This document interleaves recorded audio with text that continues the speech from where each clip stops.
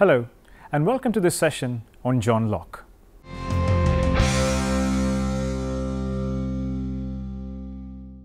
Life and work.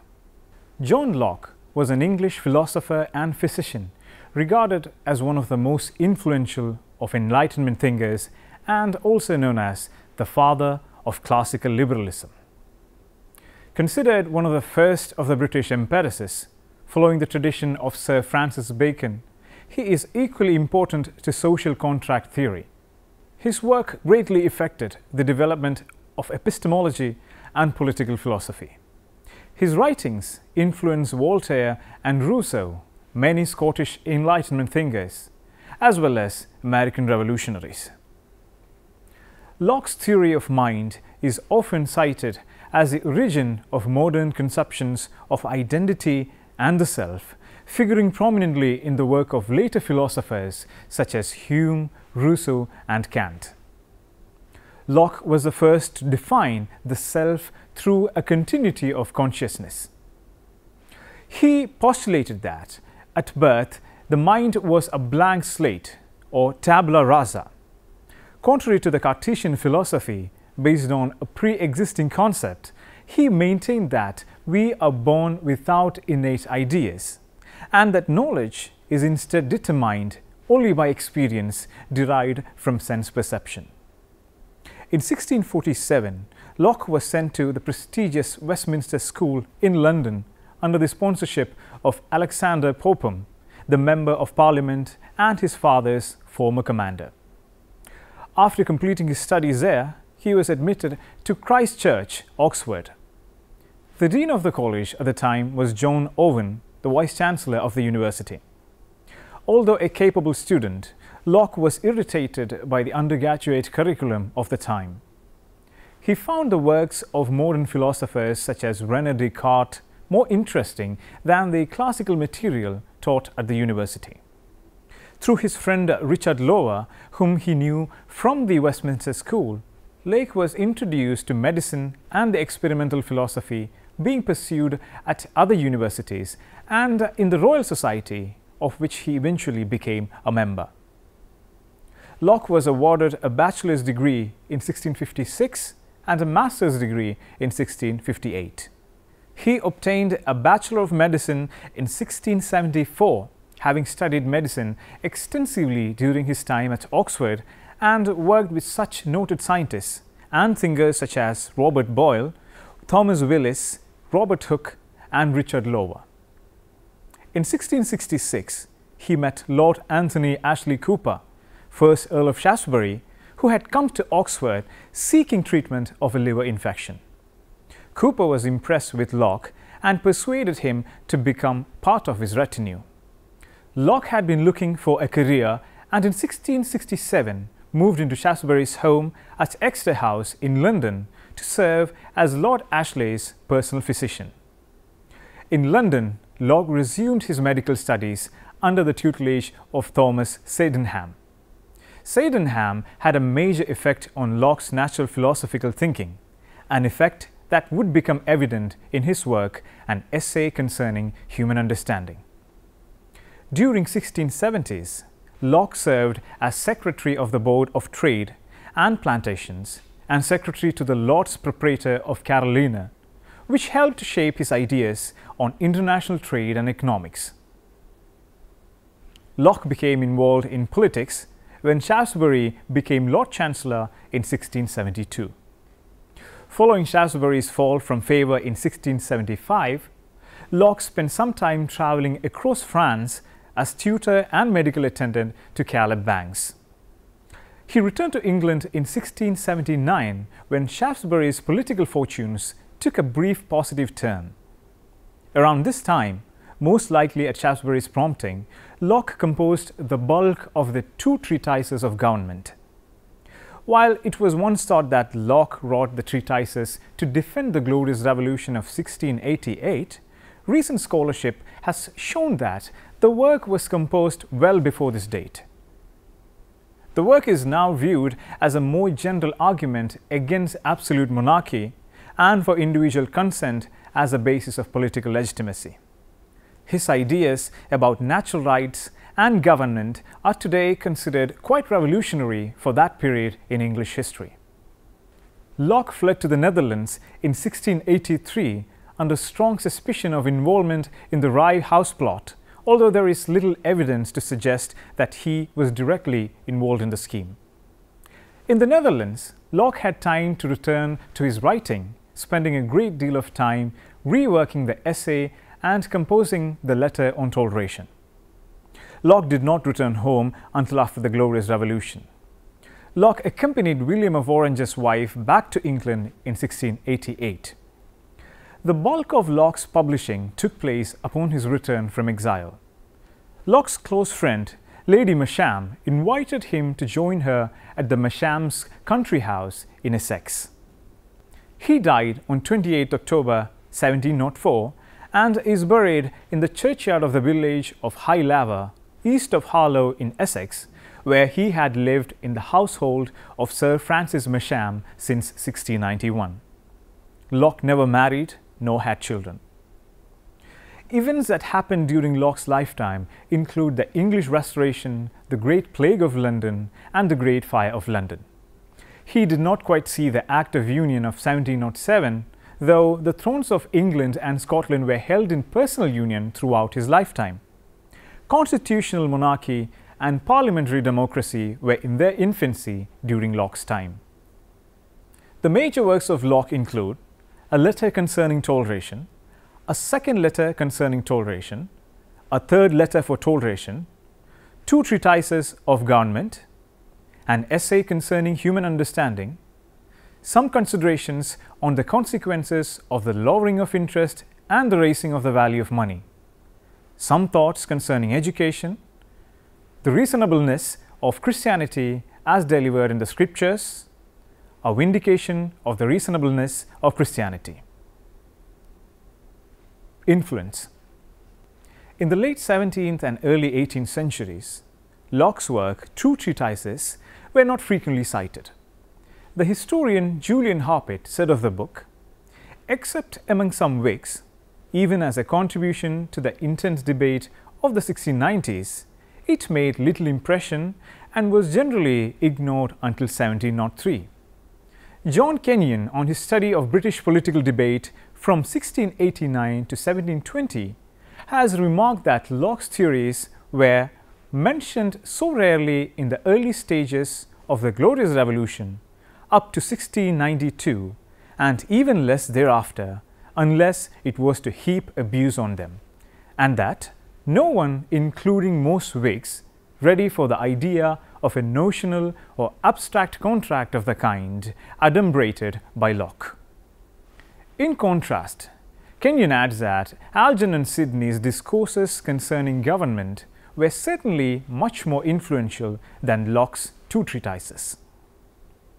In the 50 years after Queen Anne's death in 1714, the two treatises were reprinted only once. However, with the rise of American resistance to British taxation, the second treatise gained a new readership. It was frequently cited in the debates in both America and Britain. The first American printing occurred in 1773 in Boston. Locke exercised a profound influence on political philosophy, in particular on modern liberalism. Michael Zuckert has argued that Locke launched liberalism by tempering Hobbesian absolutism and clearly separating the realms of church and state. He had a strong influence on Voltaire, who called him Le Sage Locke. His arguments concerning liberty and the social contract later influenced the written works of Alexander Hamilton, James Madison, and Thomas Jefferson. Today, most contemporary libertarians claim Locke as an influence. But Locke's influence may have been even more profound in the realm of epistemology. Locke redefined subjectivity, or the self, and intellectual historians such as Charles Taylor and Gerald Siegel argue that Locke's work, an essay concerning human understanding, written in 1690, marks the beginning of the modern Western conception of the self. Theory of religious tolerance and political theory.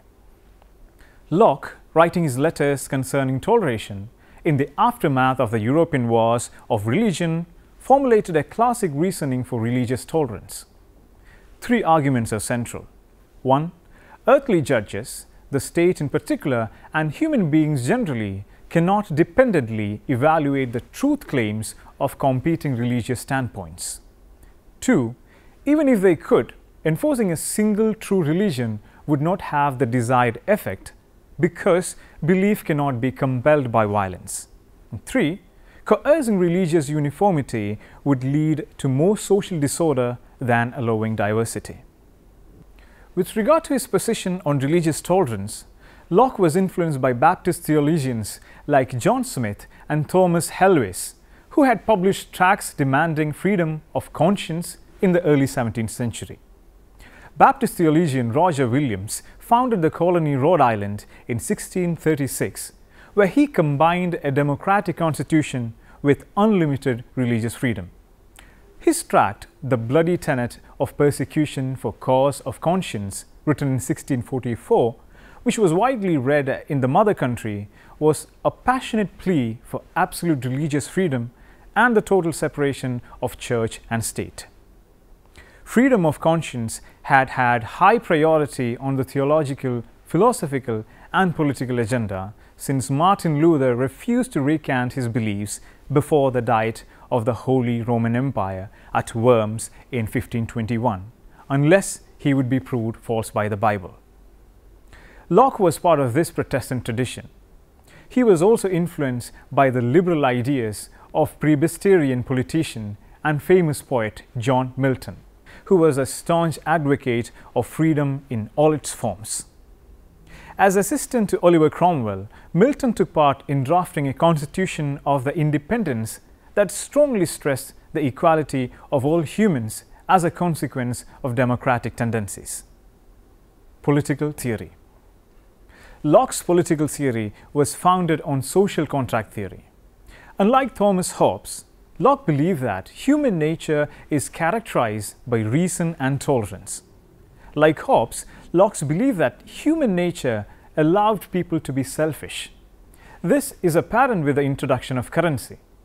In a natural state, all people were equal and independent, and everyone had a natural right to defend his life, health, liberty, or possessions. Most scholars trace the phrase life, liberty, and the pursuit of happiness to Locke's theory of rights. Like Hobbes, Locke assumed that the sole right to defend in the state of nature was not enough. So people established a civil society to resolve conflicts in a civil way with the help from government in a state of society. However, Locke never refers to Hobbes by name and may instead have been responding to other writers of the day. Locke also advocated governmental separation of powers, and he believed that revolution is not only a right but an obligation in some circumstances. Theory of value and property. Locke uses the word property in both broad and narrow senses. In a broad sense, it covers a wide range of human interests and aspirations. More narrowly, it refers to material goods. He argues that property is a natural right and it is derived from labor. In his work Second Treatise, Locke argues that the individual ownership of goods and property is justified by the labor exerted to produce those goods or utilize property to produce goods beneficial to human society. Locke stated his belief in his Second Treatise that nature on its own provides little of value to the society, implying that the labor expended in the creation of goods gives them their value. This position can be seen as a labor theory of value. From this premise, Locke developed a labor theory of property, namely that ownership of property is created by the application of labor. In addition, he believed property precedes government and government cannot dispose of the estates of the subjects arbitrarily. Karl Marx later critiqued Locke's theory of property in his own social theory. Limits to accumulation. According to Locke, unused property is waste and an offense against nature. But with the introduction of durable goods, men could exchange their excessive perishable goods for goods that would last longer and thus not offend the natural law. In his view, the introduction of money marks the culmination of this process, making possible the unlimited accumulation of property without causing wastage through spoilage. He also includes gold or silver as money because they may be hoarded up without injury to anyone, since they do not spoil or decay in the hands of the possessor. In his view, the introduction of money eliminates the limits of accumulation. Locke stresses that inequality has come about by tacit agreement on the use of money, not by the social contract establishing civil society or the law of the land regulating property. Locke is aware of a problem posed by unlimited accumulation but does not consider it his task. He just implies that government would function to moderate the conflict between the unlimited accumulation of property and a more nearly equal distribution of wealth. He does not identify which principles that government should apply to solve this problem.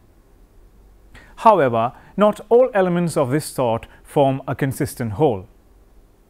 For example, labor theory of value of the two treatises of government stands side by side with the demand and supply theory developed in a letter he wrote titled "Some Considerations on the Consequences of the Lowering of Interest and the Raising of the Value of Money."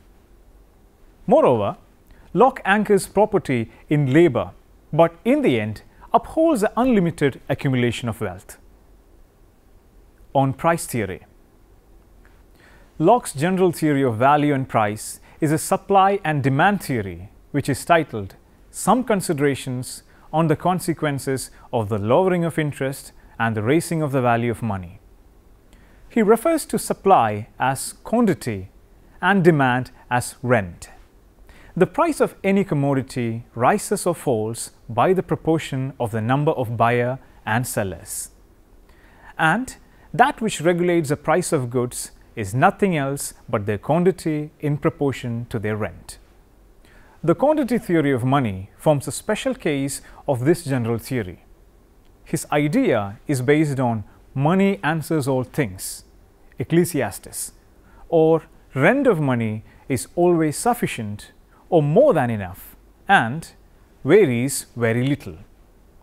Locke concludes that, as far as money is concerned, the demand is exclusively regulated by its quantity, regardless of whether the demand for money is unlimited or constant. He also investigates the determinants of demand and supply. For supply, he explains the value of goods as based on their scarcity and ability to be exchanged and consumed. He explains demand for goods as based on their ability to yield a flow of income. Locke develops an early theory of capitalization, such as land, which has value because by its constant production of saleable commodities, it brings in a certain yearly income. He considers the demand for money as almost the same as demand for goods or land. It depends on whether money is wanted as medium of exchange. As a medium of exchange, he states that money is capable by exchange to procure us the necessaries or conveniences of life. And for loanable funds, it comes to be of the same nature with land by yielding a certain yearly income or interest. Monetary thoughts. Locke distinguishes two functions of money, as a counter to measure value and as a pledge to lay claim on goods. He believes that silver and gold, as opposed to paper money, are the appropriate currency for international transactions. Silver and gold, he says, are treated to have equal value by all of humanity and can thus be treated as a pledge by anyone, while the value of paper money is only valid under the government which issues it. Locke argues that a country should seek a favorable balance of trade lest it fall behind other countries and suffer a loss in its trade. Since the world money stock grows constantly, a country must constantly seek to enlarge its own stock. Locke develops his theory of foreign exchanges In addition to commodity movements, there are also movements in country stock of money and movements of capital determine exchange rates. He considers the latter less significant and less volatile than commodity movements. As for a country's money stock, if it is large relative to that of other countries, he says it will cause the country's exchange to rise above par, as an export balance would do. He also prepares estimates of the cash requirements for different economic groups, like landholders, laborers, and brokers. In each group, he posits that the cash requirements are closely related to the length of the pay period. He argues that brokers or middlemen whose activities enlarge the monetary circuit and whose profit eat into the earnings of laborers and landholders have a negative influence on both personal and public economy to which they supposedly contribute. The self and education. Locke defines the self as that conscious thinking thing, whatever substance made up of whether spiritual or material, simple or compounded, it matters not, which is sensible or conscious of pleasure and pain, capable of happiness or misery, and so is concerned for itself as far as that consciousness extends. He does not, however, ignore substance, writing that the body too goes to the making the man. In his essay, Locke explains the gradual unfolding of this conscious mind, arguing against both the Augustinian view of man as originally sinful and the Cartesian position, which holds that man innately knows basic logical propositions. Locke posits an empty mind, a tabula rasa, which is shaped by experience. Sensations and reflections being the two sources of all our ideas. Locke's work, Some Thoughts Concerning Education, is an outline on how to educate this mind. He expresses the belief that education makes the man, or more fundamentally, that the mind is an empty cabinet, with the statement, "I think I may say that of all the men we meet with, 9 parts of 10 are what they are, good or evil, useful or not, by their education." Locke also wrote that the little and almost insensible impressions on our tender infancies have very important and lasting consequences. He argued that the associations of ideas that one makes when young are more important than those made later because they are the foundation of the self. They are, put differently, what first mark the tabula rasa. In his essay, in which both these concepts are introduced, Locke warns against, for example, letting a foolish maid convince a child that goblins and sprites are associated with the night, for darkness shall ever afterwards bring with it those frightful ideas, and they shall be so joined that he can no more bear the one that the other. Associationism, as this theory would come to be called, exerted a powerful influence over 18th century thought, particularly educational theory, as nearly every educational writer warned parents not to allow their children to develop negative associations. Now you can try to answer the following questions.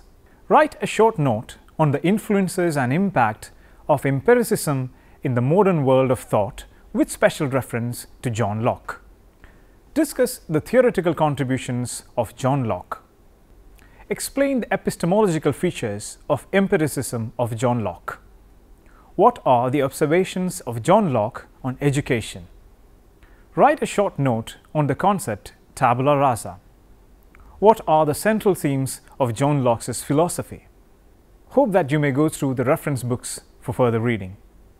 From Plato to Derrida by Walter Kaufmann and E. Forrest Bide in 2008 by Pearson Prentice Hall. Ethics and the History of Philosophy by C.D. Broad in 2000, published by Routledge in UK. The March of Unreason, Science, Democracy and the New Fundamentalism by Tim Delaney, published by Oxford University Press, New York in 2005.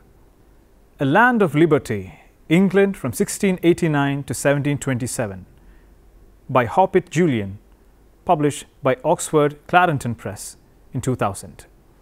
Sources of the Self, The Making of Modern Identity by Charles Taylor in 1989 by Harvard University Press, Cambridge. An Approach to Political Philosophy, Locke in Context by James Tully in 2007, published by the Cambridge University Press, New York. Hope that you have enjoyed this session. We can meet again with yet another topic. Have a nice day.